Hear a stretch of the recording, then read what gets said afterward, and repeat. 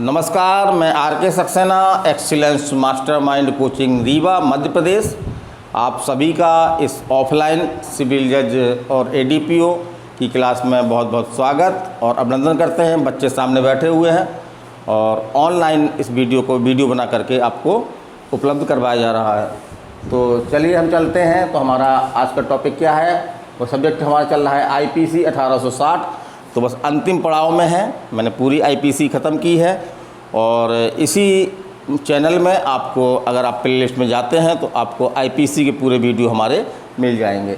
तो आईपीसी 1860 और आज हम आपको महत्वपूर्ण धाराएं कुछ बताने जा रहे हैं। इनसे क्वेश्चन आते हैं। जैसे धारा 503 है, धारा 506 है, धारा 509 है, धारा 510 है।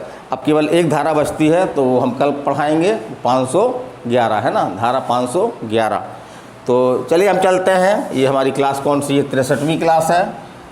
माने कुल मिला के कह सकते हैं हम कि 64 क्लास में हमारी आईपीसी जो है वो, कोई भी अगर हमारी 64 क्लास देख ले और एक क्लास हमारी मुश्किल से कभी कोई क्लास 15-16 मिनट या 20 मिनट या 18 मिनट या 12-13 मिनट की होती है, तो इतने में उससे आईपीसी से कोई भी क्वेश्चन गलत नहीं होगा। चलिए हम चलते हैं। तो हम आज बात करते हैं आपराधिक अभित्रास की। तो बहुत चर्चित अपराध है ये। इसको हम कह सकते हैं दूसरे शब्दों में, सरल शब्दों में कि आपराधिक धमकी देना। माने जिसमें कोई व्यक्ति किसी व्यक्ति को आपराधिक धमकी देता है और उस धमकी के परिणाम स्वरूप जो है वो जिस व्यक्ति को धमकी दी गई है उसको क्या होता है? संताप होता है। माने कि वो भयभीत होता है ना, उसके मन जो है वो विचलित हो जाता है। तो वो आपराधिक अभित्रास है। तो चलिए हम देखते हैं आगे चल कर के।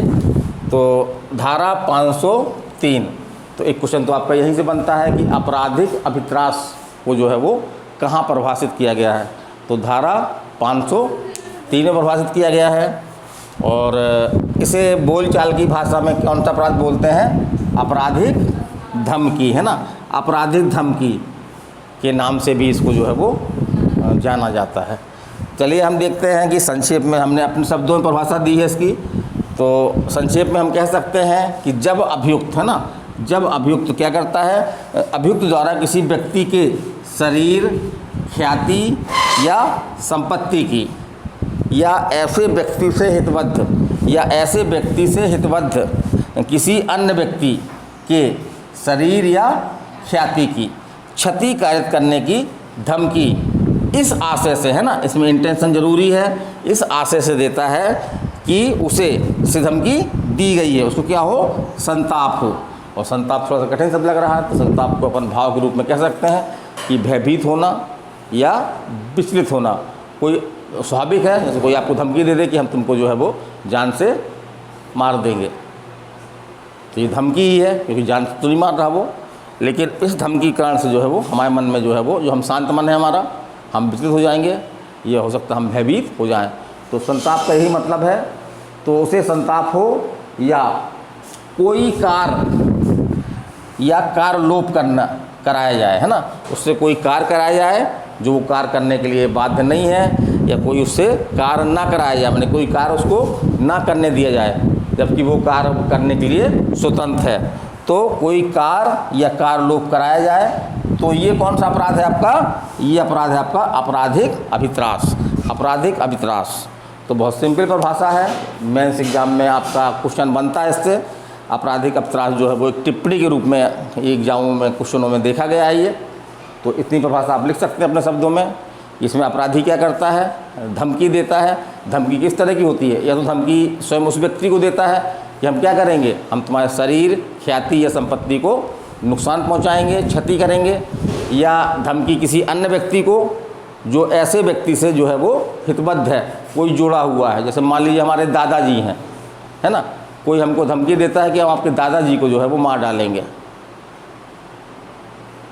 तो इससे हमको संताप होगा और यहाँ पे अपराध पूर्ण होगा, क्योंकि दादाजी हमसे जो है वो हितबद्ध हैं, है ना, दादाजी जो है हमसे हितबद्ध हैं। लेकिन अगर कोई ऐसे व्यक्ति को जो हितबद्ध नहीं है, तब आपराधिक धमकी देना आपराधिक अभित्रास के अंतर्गत नहीं आएगा। चलिए हम चलते हैं और आगे।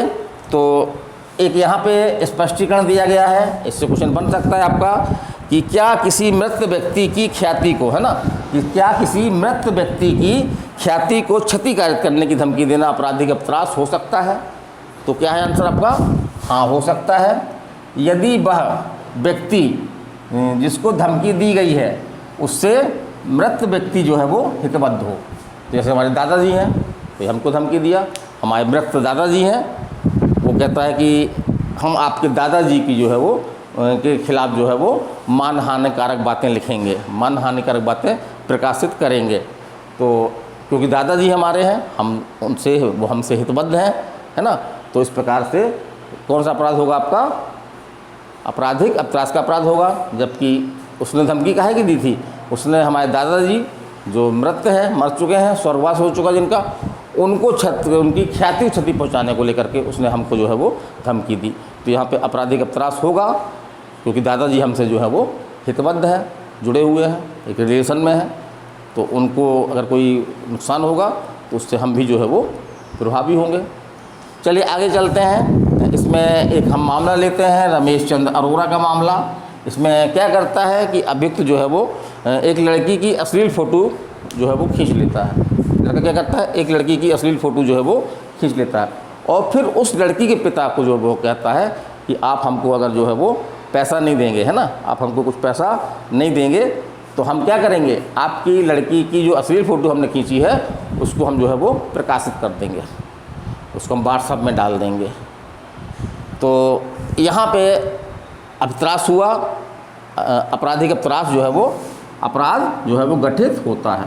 तो ये एग्ज़ाम में क्वेश्चन आया हुआ आपका, उत्तर प्रदेश PCS में ये समस्या के रूप में आया था। तो इसमें कौन सा अपराध हुआ? इसमें अपराध हुआ कौन सा आपका? आपराधिक अपराध का अपराध हुआ। अब कुछ हम एग्जाम्पल ले रहे हैं, जैसे धरने की धमकी देना या जाति से बहिष्कार की धमकी देना या मार डालने की धमकी देना, ये सभी जो है वो आपराधिक अपराध के अपराध के अंतर्गत आते हैं। यदि इस तरह कोई धमकी दी गई है और अभियुक्त का इंटेंशन जो है वो ये है कि इसको जो है वो, इसको धमकी दी गई है उसको क्या पहुंचाया जाए? संताप पहुंचाया जाए, मतलब उसको जो है वो भयभीत किया जाए, उसको जो है वो विचलित किया जाए। तो यहाँ पे ये सभी कार्य जो है वो, इन कार्यों की धमकी देना जो है वो आपराधिक अपराध की परिभाषा में आएगा। चलिए हम आगे चलते हैं। तो दंड भी पूछा गया है और दंड की धारा भी पूछी गई है एग्जाम में। तो आपराधिक अपराध को जो है वो किस धारा में दंडनीय बनाया गया है? आपराधिक अपराध को जो है वो किस धारा में दंडनीय बनाया गया? तो कौन सी धारा है आपकी? कौन सी है? 506 धारा है। तो आपराधिक अपराध का दंड है ना, तो अगर साधारण रूप में इसका दंड क्या है, सामान्यतः इसका दंड क्या है? 2 वर्ष तक का सादा या कठोर कारावास। मतलब सादा हो सकता है या कठोर हो सकता है। तो कितना कारावास, इसको आप दिमाग में रखिएगा, याद रखिएगा। 2 वर्ष तक का सादा या कठोर कारावास या जुर्माना या दोनों। लेकिन यदि कुछ धमकी कुछ अलग टाइप की है जो आपकी धारा 506 में बताई गई है, तो फिर अपराध जो है वो बढ़ जाएगा। वो अपराध कितना हो जाएगा? 7 वर्ष तक का कारावास, ये भी सादा कठोर हो सकता है, या जुर्माना या दोनों, है ना। तो वो कौन सी धमकियां हैं जो गंभीर मानी जाती हैं और दंड जो है वो बढ़ा हुआ दंड मिलता है?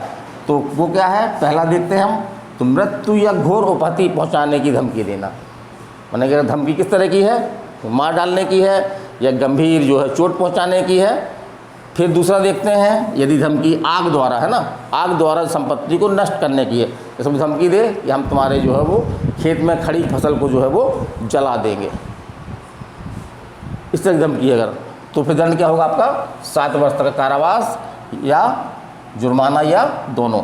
या इस तरह की धमकी है, ऐसा कोई अपराध करने की धमकी है जिसका दंड जो है वो क्या है? या तो मृत्युदंड है या आजीवन कारावास है या 7 वर्ष तक का कारावास है।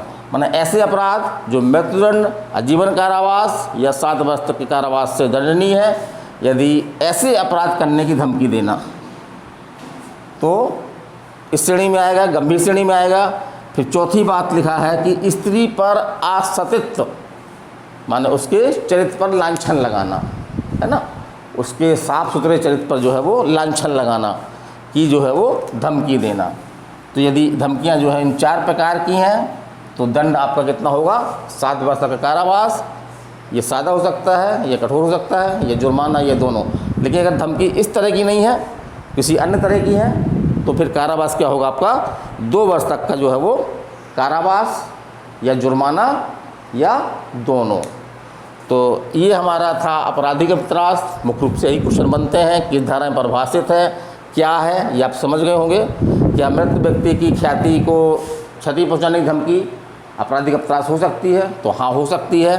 फिर ये आपका मामला दे रखा हमने, कुछ हमने एग्जाम्पल दे रखे कि किस तरह की धमकी जो है आपराधिक अपराध के अंतर्गत आ जाती हैं। फिर हमने आपराधिक अपराध का जो है वो दंड बताया। तो दंड किस धारा में है? धारा 506 में है। चलिए हम 2 धाराएं और ले रहे हैं। तो एक धारा हमारी है धारा 509। धारा 509 तो इसमें है कि शब्द, अंग विक्षेप या कार्य जो किसी स्त्री की लज्जा का अनादर करने के लिए क्या है? आश्रित हैं।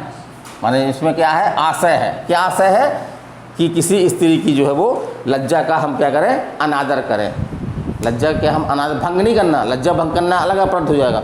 सिर्फ लज्जा का जो है वो अनादर करें, है ना।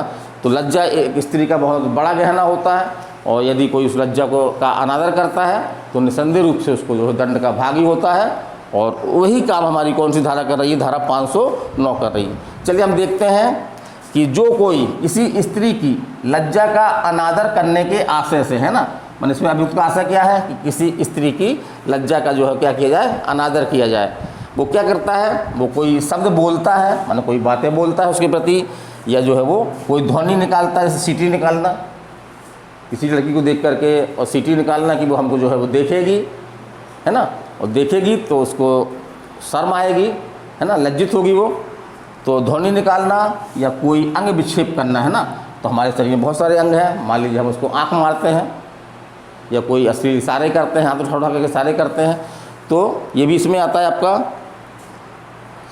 और हमारा ये मालूम है हमको कि स्त्री जो है हमको देखेगी, है ना। स्त्री जो है वो, हम इस तरह काम करेंगे तो स्त्री का ध्यान हमारी तरफ जाएगा और वो हमको जो है वो देखेगी।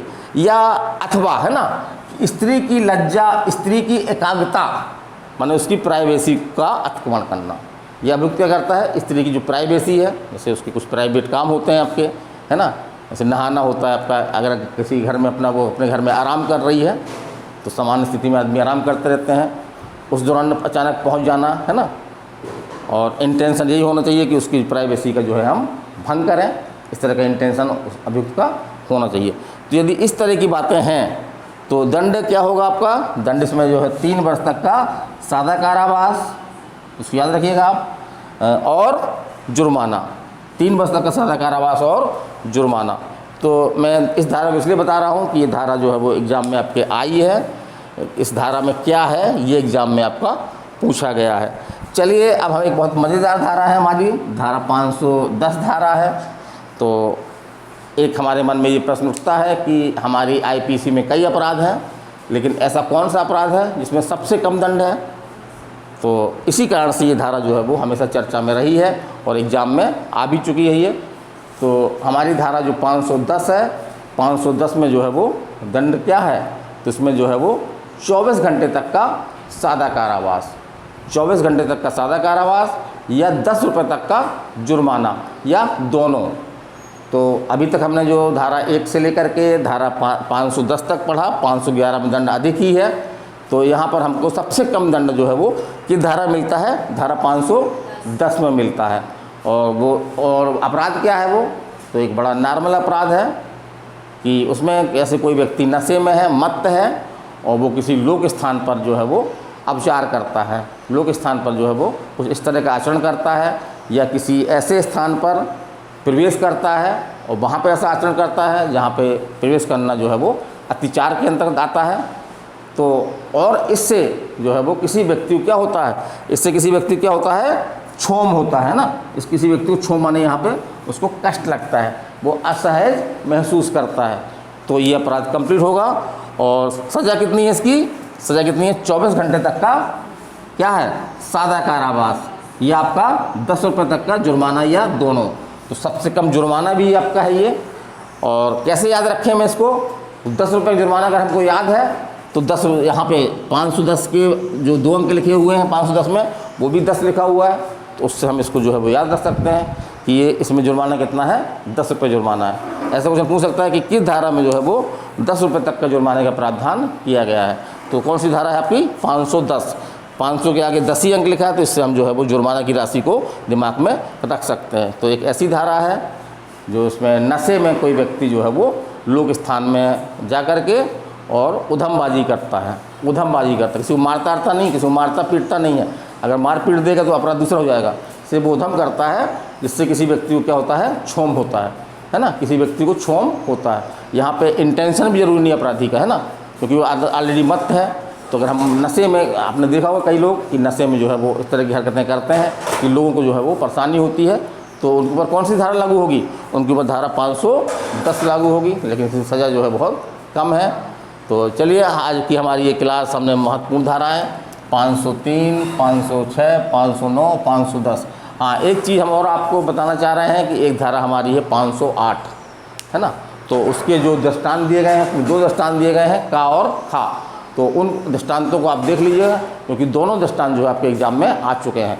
तो चलिए आज की क्लास हमारी यहीं तक थी, है ना। बच्चे जाने की तैयारी में है और ठंडी भी आ गई है, तो आप लोग अपने अपने कपड़े जो है निकाल लें, उसको धो लें, है ना। ऐसा ना करें कि जब कस की ठंडी लगने लगे आप बीमार पड़ जाएं और फिर कपड़ा पहनना शुरू करें। तो मौसम बदलेगा, तो उस बदलते मौसम से जीतने के लिए क्या है कि हम पहले से ही जो है वो तैयार हो जाएं, अपने कपड़े वगैरह धो लें, प्रेस कर लें, है ना, और उसको रख लें ताकि जब भी जो पड़े हम उसको पहन सकें। तो हमारी कल एक क्लास और होगी आईपीसी की, वो है धारा 511। तो उसको आप लोग सब लोग पढ़ लें पहले से, तभी ज़्यादा समझ में आएगी। तो 511 में क्या है कि आजीवन कारावास या कारावास से दंडनीय अपराधों को प्रयत्न को ये दंडनीय बनाती है, लेकिन इसकी 2 शर्तें हैं कि ऐसा अपराध का प्रयत्न जो है वो कि अलग से किसी धारा में जो है दंडनीय ना बनाया गया हो। अगर नहीं बनाया गया है तो उस पर कौन सी धारा लागू होगी, 511 लागू होगी। जैसे चोरी करने का प्रयत्न, तो चोरी करने का प्रयत्न हमारी आईपीसी में कहीं भी अलग से दंडनीय नहीं बनाया गया है। तो चोरी, अगर कोई व्यक्ति चोरी करने का प्रयत्न करता है तो कौन सी धारा में आएगा, वो धारा कौन सी धारा में आएगा, 511 में आएगा, 511 में आएगा। चलिए हमारी क्लास यहीं तक थी, अगली क्लास में फिर मिलेंगे। नमस्कार, धन्यवाद।